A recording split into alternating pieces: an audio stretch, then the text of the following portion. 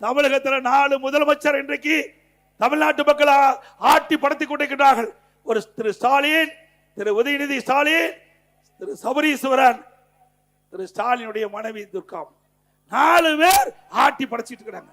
அதனாலதான் தமிழ்நாட்டுக்கு சட்ட ஒழுங்கு நிறைந்த டிஜிபியை நியமிக்க முடியல.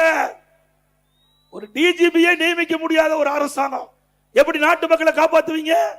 ஒரு நிரந்தர டிஜிபி, சட்ட ஒழுங்கு நிரந்தர டிஜிபி இருந்தா தான் அவர்கள் காவலர்களை சரியான முறையிலே வழி நடத்துவார்கள். தமிழகத்திலே சட்ட ஒழுங்கு பாதுகாக்க முடியும். ஆனால் திராவிட முன்னேற்ற கழகம் பல முறை சொல்லி குறிப்பிட்டு விட்டோம். தொலைக்காட்சியின் வாயிலாக, அறிக்கையின் வாயிலாக, பேட்டியின் வாயிலாக தெரிவித்து விட்டோம். இதுவரை நிரந்தர டிஜிபி சட்ட ஒழுங்கு நியமிக்கப்படவில்லை. இன்றைக்கு ஒரு டிஜிபி பணி ஓய்வு பெறுது என்று சொன்னால் 3 மாதத்துக்கு முன்பாகவே மத்திய யூபிஎஸ்சிக்கு அனுப்ப வேணும், மத்திய பணியாளர் தேர்வாணையத்துக்கு அனுப்ப வேணும். அந்த பட்டியலிருந்து 3 டிஜிபிகள் அதிலிருந்து தேர்வு செஞ்சு மாநில அரசுக்கு அனுப்புவாங்க.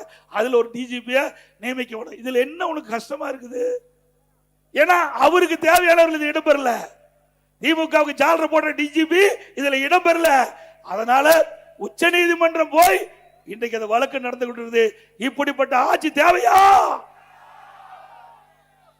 அதோட போதைப் பொருள் கேட்க வேண்டிய அவசியமே இல்லை. எது கிடைக்குதா இல்லையோ போதைப் பொருள் நிறைய கிடைக்குது. எங்க பார்த்தாலும் போதை ஆசாமியால கொலை, கொள்ளை, திருட்டு, பாலியல் வன்கொடுமை நடக்காத நாளே இல்லை. நீங்க அப்பெல்லாம் தொலைக்காட்சியில் பாத்தீங்கன்னா வெள்ளி என்ன நிலவரம், தங்க என்ன நிலவரம்னு பார்ப்போம். இப்ப கொலை என்ன நிலவரம்னு பார்க்கிறோம். கொலை என்ன நிலவரம்னு பார்க்கின்ற ஆட்சி திமுக ஆட்சி.